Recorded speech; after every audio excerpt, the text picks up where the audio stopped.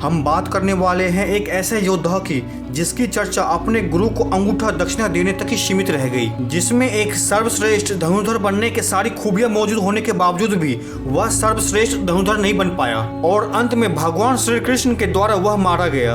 उनके बारे में कहा जाता है कि वह भगवान श्री कृष्ण के भाई भी थे।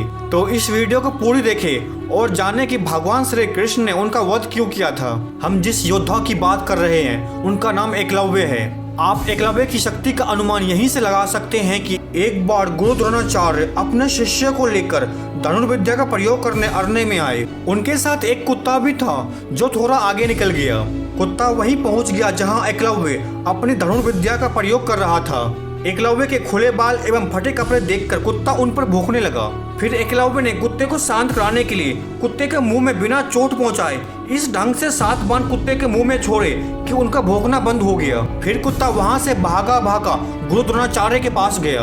उस कुत्ते के मुंह में लगे तीर को देखकर सभी हैरान हो गए कि इस तरह की विद्या किसके पास है। वहां अर्जुन भी मौजूद थे और सोचने लगे कि यह कौन सी विद्या है जिससे कुत्ते को बिना चोट पहुंचाए चुप करवा दिया। इस विद्या का ज्ञान तो मुझे भी नहीं है, यह कैसे संभव हुआ है। फिर अर्जुन गुरु द्रोणाचार्य से कहते हैं, आपने तो कहा था कि मेरी बराबरी का दूसरा कोई धनुर्धारी नहीं होगा, किंतु ऐसी विद्या तो मुझे भी नहीं आती है।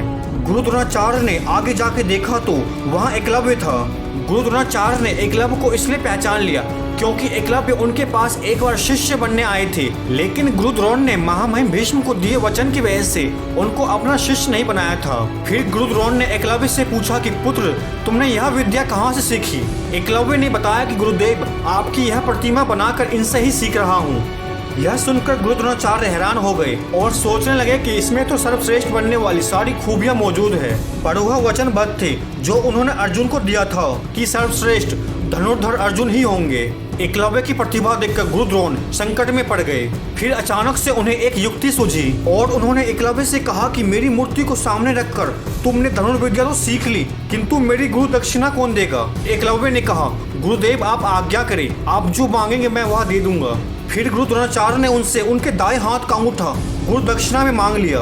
एकलव्य बिना किसी असमंजस के अपने दाएं हाथ का अंगूठा काटकर गुरुदेव के चरणों में अर्पण कर दिया। इसके बाद गुरु द्रोण ने एकलव्य को दाएं हाथ की तर्जनी और मध्यमा 2 उंगलियों को दिखाते हुए संकेत दिया कि बाण 2 उंगलियों से भी चलाया जा सकता है। फिर एकलव्य ने पुनः अभ्यास किया और एक अच्छे धनुर्धर बन गए। उसके बाद वह वापस अपने घर को लौट गए। एकलव्य की शक्तियों को देखकर गुरु द्रोण तक हैरान थे।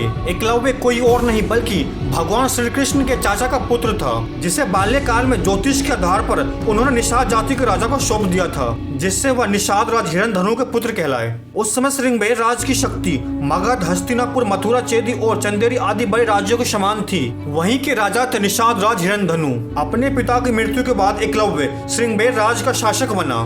एकलव्य अपनी विस्तारवादी सोच के चलते जरासंध से जा मिला। एकलव्य जरासंध की सेना की तरफ से उसने मथुरा पर आक्रमण कर दिया और अकेले ही लगभग यादवों सेना का सफाया कर दिया था, जिसका उल्लेख विष्णु पुराण और हरिवंश पुराण में मिलता है।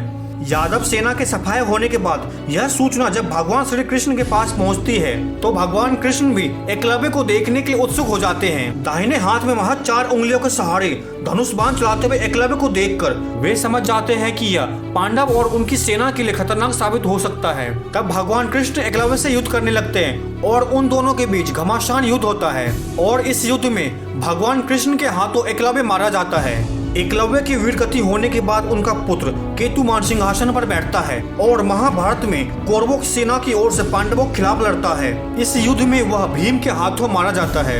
एकलव्य का नाम एकलव्य कैसे पड़ा? शुरुआत के समय में एकलव्य का नाम अभिधूम्न रखा गया था। बचपन से ही अस्त्र शस्त्र विद्या में लय लगन को देखकर गुरु ने उनका नाम एकलव्य रख दिया था। यही था आज के इस वीडियो में। अगर आप चैनल पर नए हो तो कृपया चैनल सब्सक्राइब कर ले, जिससे हमें और भी अच्छा काम करने की प्रेरणा मिले। धन्यवाद। हरे कृष्णा।